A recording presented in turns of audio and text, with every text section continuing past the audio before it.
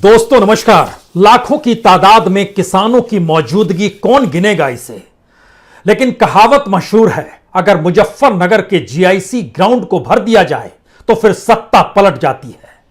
और शायद यही वजह है कि नाम महापंचायत जरूर है, लेकिन इस महापंचायत में राजनीतिक मुनादी खुले तौर पर किसानों ने कर दी है। यह मुनादी लखनऊ की गद्दी के लिए खतरा है, यह मुनादी 2024 में दिल्ली की गद्दी के लिए खतरा है। यानी सियासी तौर पर सीधे कहा गया है, 3 कानून और एमएसपी को लेकर अगर अब भी लाइन पर नहीं आए तो फिर मिटा दिए जाओगे। क्या वाकई इतनी बड़ी ताकत किसानों की है, या सिर्फ मुजफ्फरनगर की इस महापंचायत को देखकर इस बात की आस और उम्मीद कोई लगा सकता है कि इस देश की राजनीतिक सत्ता को पलटने की ताकत इन किसानों में आ गई है? या फिर सिर्फ यह एक मुनादी भर है, एक ऐलान भर है, या फिर एक ऐसा एहसास है जिसको पहली बार किसान, चाहे वो गरीब हो, चाहे मजदूर हो, चाहे वो सीमांत किसान हो, चाहे वो बड़ा किसान हो, हर कोई इस देश में समझ रहा है और इसका दायरा धीरे धीरे विस्तृत हो रहा है। तभी तो जो मंच सजा, उस मंच से इस बात का भी ऐलान था कि देश कैसे बेचा जा रहा है, कौन कौन सी कंपनियों को कौन कौन खरीद रहा है। और दुनिया के भीतर में जब पूंजी पर संकट आया, बाजार पर संकट आया और हर कोई घाटे में चला गया, और भारत के भीतर भी कमोवेश हर सेक्टर घाटे में था, तो ऐसे में सिर्फ एक ही तो सेक्टर था जो बचा रहा, जिसने मुनाफा दिया, और वह खेती है। उस खेती पर कॉरपोरेट की नजर है। यानी बहुत ही महीन तरीके से पहली बार पंचायतों के भीतर शायद उस पूंजीवाद का पाठ हर किसी को सुनाई देने लगा है, जो धीरे धीरे समाजवाद की आहट को लेकर आता है। पहली बार किसान मजदूर के लेकर जो बोल है वो वामपंथी तरीके से नहीं है, वो पहली बार उस किसान के मुख और उसकी पेट की जरूरत और शायद भविष्य की परिस्थितियों को लेकर है, जिसे उसे समझ में आ गया है अगर अब वो झुक गया और खत्म हो गया तो आने वाली पीढ़ियां मजदूर के तौर पर भी बच नहीं पाएगी। शायद एक के बाद एक जितने भी इस मंच पर बोलने के लिए खड़े हुए, उनमें से हर किसी की जुबान पर या तो राजनीतिक शब्द थे या फिर अपने होने और अपने अस्तित्व की लड़ाई के खुले तौर पर संकेत थे, जिसमें वह चेतावनी दे रहा था। और चेतावनी का चेहरा और स्वरूप क्या था, हमें लगता है पहले इसे ही सुन लीजिए। जितना ये आंदोलन जोर पकड़ रहा है, उतनी मोदी की, उसकी भाजपा की जड़ें उखड़ रही है।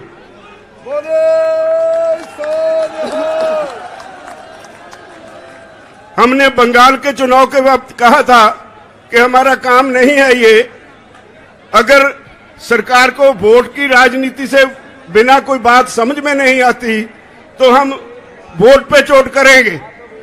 हम बंगाल गए, वोट पे चोट की, तो आज कहां है वो जो पूरा जोर लगाया हुआ था अमित शाह और मोदी जी ने?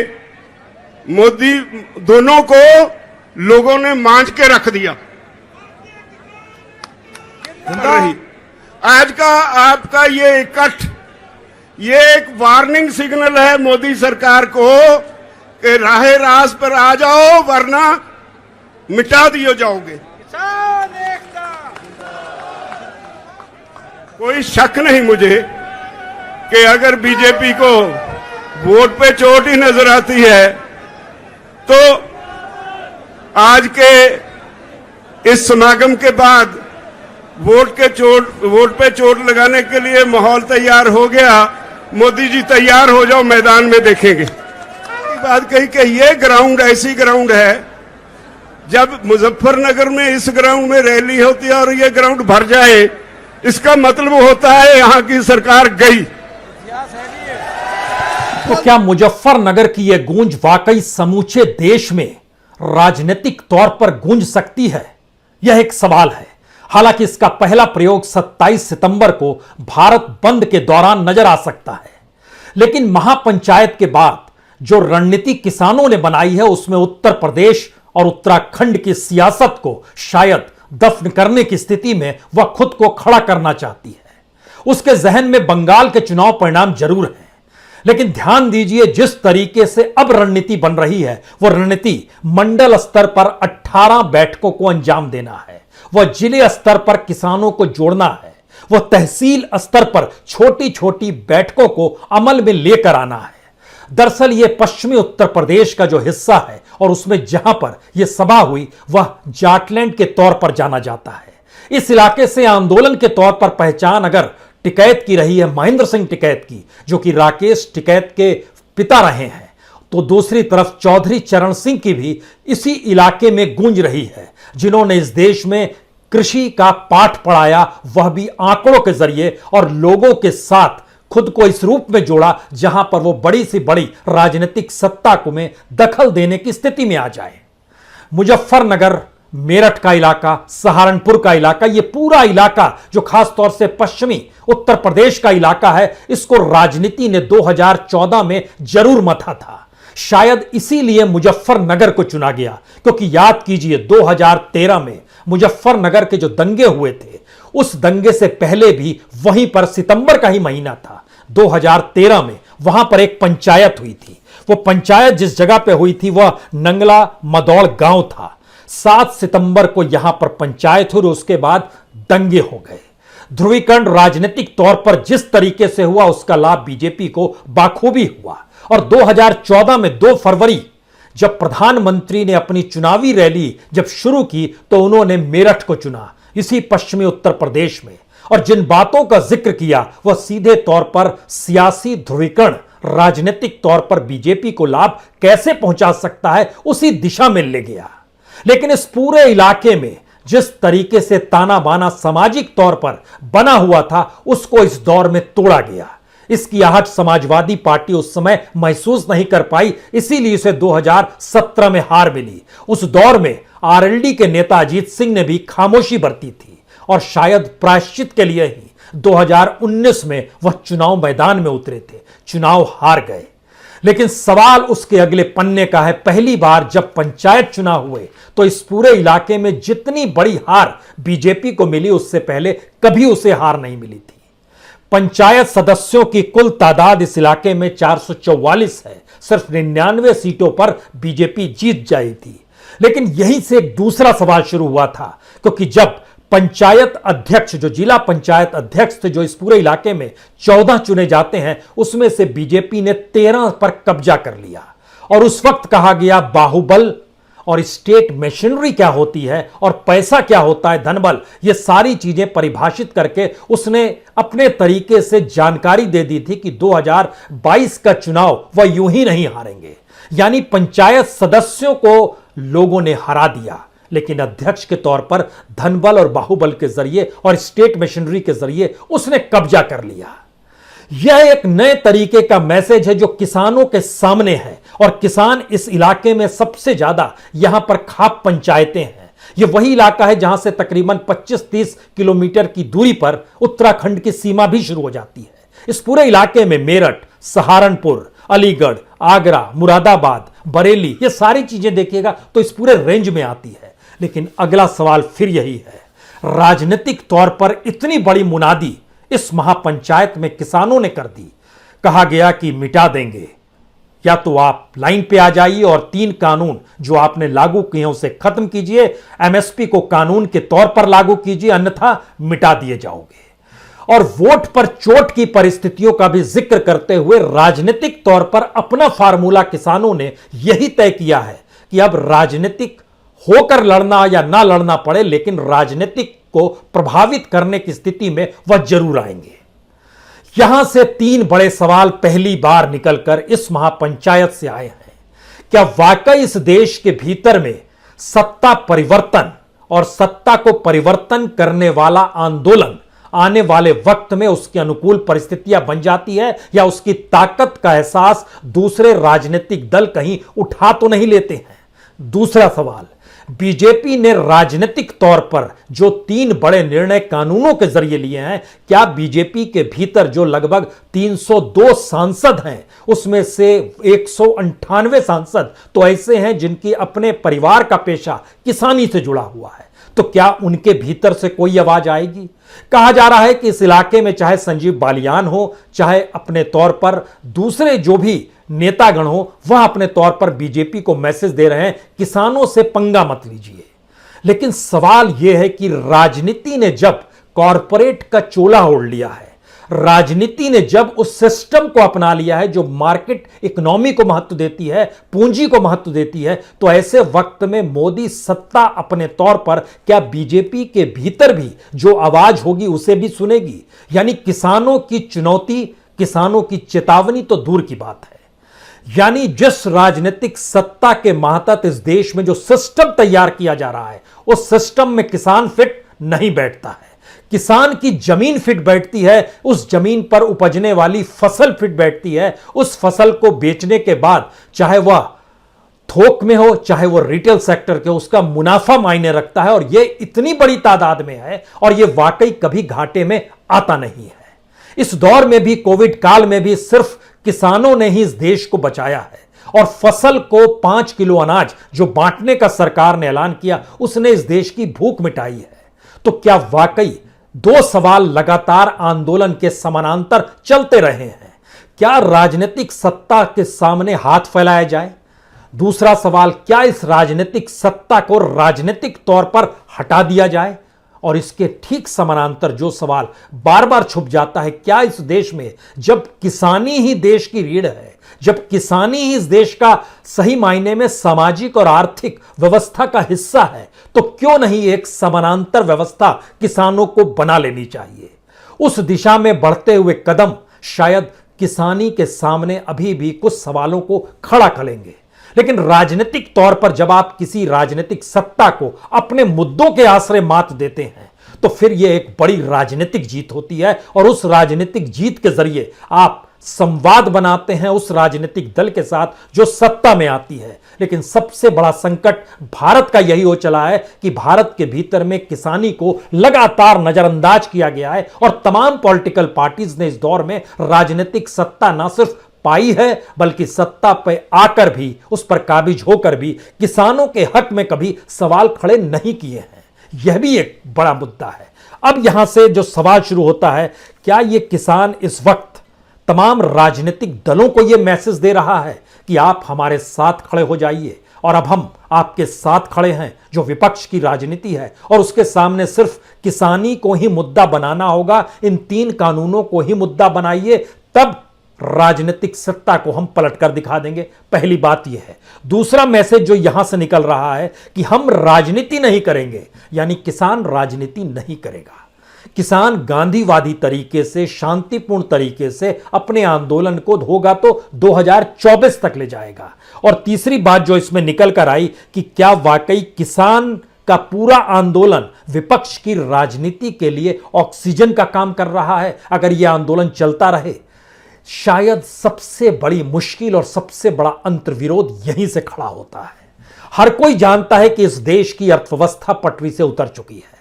हर कोई जानता है कि इस देश के तमाम सेक्टर कंगाल की स्थिति में आकर खड़े हो गए हैं। हर कोई जानता है कि कॉरपोरेट अगर उसको कौड़ियों के मोल इस देश में सार्वजनिक उपकरणों को ना दिया जाए तो उसका नेटवर्थ बढ़ नहीं सकता है, क्योंकि इस देश का कंज्यूमर धीरे धीरे खत्म हो रहा है। गरीबियों के पास तो खरीदारी के लिए पैसा नहीं है, लेकिन मिडिल क्लास भी लोअर मिडिल क्लास में आकर सिमट गया है। लोअर मिडिल क्लास की स्थिति नाजुक हो गई है। वह 2 जून की आगे के रोटी के आगे नहीं सोच पा रहा है। यानी जो कंज्यूमर होता है, जो उपभोक्ता होता है, वह बाजार में नहीं जा पा रहा। और इस दौर में सबसे बड़ी चीज कुछ बिकी है और सबसे बड़ी खरीदारी किसी चीज की हुई है तो वह सीधे तौर पर राशन है। अंग्रेजी में कहिए तो ग्रोसरी है। इस ग्रोसरी के मार्केट और इस राशन के बाजार ने इस दौर में दिखा दिया कि इस देश को अनाज ही जिंदा रखे हुए है। और अनाज के आश्रय ही इस देश के भीतर में आक्रोश जो जनता के लिए है, उसको दबाने का काम सरकार अनाज बांटकर ही करती है। अन्यथा लोगों के भीतर बहुत आक्रोश है। और मुजफ्फरनगर के भीतर में जितनी बड़ी तादाद में लोगों की मौजूदगी इस एहसास को लगातार जी रही थी कि अब वह बहुत सूक्ष्म से सूक्ष्म परिस्थितियों को समझ रहा है। पहले ऐसा किसान आंदोलन में नहीं था। महेंद्र सिंह टिकैत भी दिल्ली के जनपद पर बैठे थे उस वक्त जब आंदोलन चल रहा था। वह भी तकरीबन 8 से 9 दिनों तक जिस रूप में चला था, उससे पहले मेरठ में 18 दिनों तक चला था। या इस देश के भीतर में जब आप किसान आंदोलन को देखेंगे तो वह पूरी इकोनॉमी को कभी अपने भीतर नहीं समेट पाया है। और वह इस देश के गरीब, मजलूम, जो सिर्फ अपने घरों में सिमटे रहते हैं, उनको भी यह मैसेज अभी तक कभी नहीं मिला कि इस देश की अर्थव्यवस्था ने कैसी उनकी जिंदगी तबाह की है और राजनीतिक तौर पर जो सत्ता संभाले हुए हैं उनके पास कोई आर्थिक विजन नहीं है। यानी इस देश की अर्थव्यवस्था कैसे होनी चाहिए वह जब नहीं है, तो वह खेती के क्षेत्र में जिस सुधार का जिक्र कर रहे हैं, यानी जिस एग्रीकल्चर रिफॉर्म का जिक्र कर रहे हैं, वो सिवाय चंद हथेलियों में पैसा थमाने और उन पैसे के जरिए उस पूरी खेती पर कब्जा करने के अलावे दूसरी कोई परिस्थिति को जन्म नहीं देती है।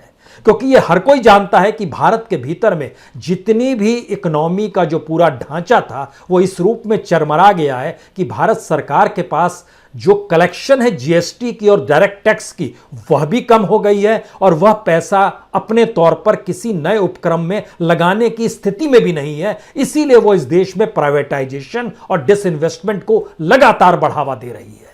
तो क्या आने वाले वक्त में इस देश की एग्रीकल्चर भी उसी दिशा में जाएगी? अगर एक सामान्य व्यक्ति के तौर पर देखिए, जो मैसेज आज मुजफ्फरनगर में भाषणों में था, अलग अलग नेताओं ने अपने अपने तरीके से भाषण दे रहे थे, लेकिन उसकी एक महीन रेखा बहुत साफ थी। मौजूदा वक्त की राजनीतिक सत्ता को पलटना है।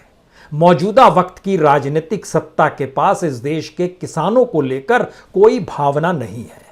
इस देश की राजनीतिक सत्ता ने इस देश के एग्रीकल्चर या खेती को भी उन्हीं कॉरपोरेट के हाथ में थमाने की थाम ली है, जिस कॉरपोरेट ने इस देश की तमाम इंडस्ट्रीज को, मैन्युफैक्चरिंग को, माइनिंग्स को, चाहे वो एयरपोर्ट फिर ले आई है, चाहे रेलवे, बेसिक इंफ्रास्ट्रक्चर को खरीदकर महंगा कर दिया है। सवाल सिर्फ इतना है, इस देश में किसान को न्यूनतम मूल्य नहीं मिलेगा, लेकिन इस देश में कॉरपोरेट जब उसी एग्रीकल्चर से जुड़ेगा तो उसको मैक्सिमम मुनाफा देने से कानून भी हिचकेगा नहीं। यानी स्थिति धीरे धीरे इतनी विकट हो रही है, जो सवाल मंच से उभर कर आ रहा था कि हमारे बच्चों के सामने आने वाले वक्त में ना खेती बचेगी ना मजदूरी बचेगी। टेक्नोलॉजी ले चुकी होगी जगह, यह समझने की जरूरत है। खास तौर से अब जो खेती को लेकर पूरा निरीक्षण है वो ड्रोन के जरिए किया जा रहा है। जो पूरी सिंचाई की व्यवस्था है और बीज पाटने की व्यवस्था है, उसमें एक बड़ा हिस्सा टेक्नोलॉजी का है। यानी टेक्नोलॉजी मजदूरों को भी खत्म करेगी और सरकार अपने तौर पर यह मान रही है कि इस देश के भीतर में जो इंडस्ट्री धीरे धीरे खत्म हो गई है, उस इंडस्ट्री के लिए जितनी बड़ी तादाद में इस देश में मजदूर चाहिए, वो मजदूरों की मात्रा अगर बढ़ेगी तो फिर तमाम इंडस्ट्रिस्टों को वहां भी कम पैसा देना होगा। यानी जो किसानी के क्षेत्र में मजदूर लगे हैं, जो किसान हैं, वह भी इस देश में इंडस्ट्रियल लेबर में कन्वर्ट हो जाए और इस देश में इंडस्ट्रियल रेवोल्यूशन को अपने तरीके से सरकार आगे बढ़ा पाए, जो कि अंतर्राष्ट्रीय बाजार के लिए माल बना पाए। यानी ये दो तरफा सोच सरकार की है। सवाल सिर्फ इतना है कि उस खेती और उस किसानी से जुड़े हुए जो लाखों किसान हैं, लाखों मजदूर हैं, उनकी तादाद लाखों में नहीं करोड़ों में है। क्या वो राजनीतिक तौर पर इतने ताकतवर हो चले हैं, या अगर हर कोई ये मैसेज समझ रहा है कि दरअसल इस देश में राजनीतिक सत्ता को पलटे बगैर यह कानून को नहीं बदला जा सकता है, तो फिर क्या राजनीतिक सत्ता को पलटने की ताकत इनमें है? क्योंकि इस समाज के भीतर में जाति भी है, खाप भी है, धर्म भी है, अलग अलग समुदाय भी हैं, अलग अलग जिंदगी जीने के तौर तरीके भी हैं और उनकी बड़ी न्यूनतम जरूरतें हैं और उन जरूरतों को तुरंत पूरा ना करा पाने की स्थिति में हर समुदाय के सामने अपने अपने संकट हैं। तो क्या राजनीतिक तौर पर यह वैसे अंतर्विरोध हैं जो तमाम किसानों को भी बांट देंगे? क्योंकि किसानी से जुड़े हुए भी अलग अलग राज्यों में अलग अलग जातियां हैं और उन जातियों को लेकर जो इस देश में राजनीति होती है, क्या वो किसानों को नहीं बांट पाएगी? और किसान अपनी जाति और अपने धर्म को किसानी से ही जोड़कर मानकर चलेगा? यह एक सवाल है। यानी जो मंडल स्तर पर अब बैठकें होनी है, जो जिले स्तर पर होनी है, जो तहसील स्तर पर होनी है और जिसके लिए मुनादी इस मंच से की गई, क्या उसमें यह सीख दी जा सकेगी? या फिर जिस तरीके से खाप को लेकर ही मुजफ्फरनगर के भीतर ही दो खाप के भीतर संकट था, तो क्या यह माना जाए कि अब जिस इलाके में यह महापंचायत हुई, वहां पर जब सबसे ज्यादा खाप पंचायतें हैं, सभी एक साथ निकलकर एकजुट होकर सामने खड़ी हो गई? यह भी एक सवाल है। और अगर ये एकजुट हो रही हैं और हर कोई इस देश में किसानी को ही अपना धर्म और अपनी जाति के तौर पर देखने लगेगा, तो शायद व्यवस्था में एक नया बदलाव शुरू होगा, जहां पर राजनीतिक दलों को सोचना होगा कि अब वह ना तो ओबीसी की राजनीति कर सकते हैं, ना एससी और एसटी की कर सकते हैं, ना वो जाट की कर सकते हैं, ना गुज्जर की कर सकते हैं, ना वो ब्राह्मणों की कर सकते हैं, ना वह राजपूतों की कर सकते हैं, ना भूमियारों की कर सकते हैं। क्या ये स्थिति आएगी? यह सवाल इसलिए है क्योंकि महापंचायत जब हो रही थी तो उसमें एक शख्स ब्राह्मण समाज को संबोधित करते हुए अपना परिचय भी दे रहे थे कि सारे ब्राह्मण हमारे साथ हैं। ये जाति निकल कर आई इसी मंच से। सवाल है कि क्या ये एजुकेशन नए स्तर पर दिया जा सकेगा किसानों को? और ये सारे सवालों को जब जोड़ना शुरू कीजिएगा तो आखिरी के 3 सवाल जो शायद इस किसान आंदोलन की तस्वीर को बहुत धीरे धीरे बदल रहे हैं। किसान आंदोलन अब सिर्फ दिल्ली की चौखट पर जो दरवाजे पर बैठा हुआ है चारों तरफ सीमा पर, अब वो सिर्फ किसान आंदोलन का एक प्रतीकात्मक चेहरा है। दूसरा, पंचायत और महापंचायत और मंडल स्तर पर और तहसील स्तर पर जो बैठकों का सिलसिला है, ये एजुकेट करने की परिस्थितियों को बढ़ाने वाला है। तीसरी बात, अभी टारगेट सिर्फ बीजेपी को रखा गया है, सत्ता को पलटने के लिए रखा गया है। तुरंत का टारगेट लखनऊ है, 2024 का टारगेट दिल्ली है। लेकिन इस पूरी प्रक्रिया के भीतर में क्या किसान उस बात को समझने की स्थिति में आ पाएंगे कि आने वाले वक्त में किसान के लिए जो पूरा सिस्टम है वह सिस्टम ना तो बाजार को महत्व देता है, ना पूंजी को महत्व देता है, ना ही उस इकोनॉमिक रिफॉर्म को महत्व देता है जिसके आश्रय इस देश की तमाम राजनीतिक सत्ता बीते 30 साल से चली आ रही है।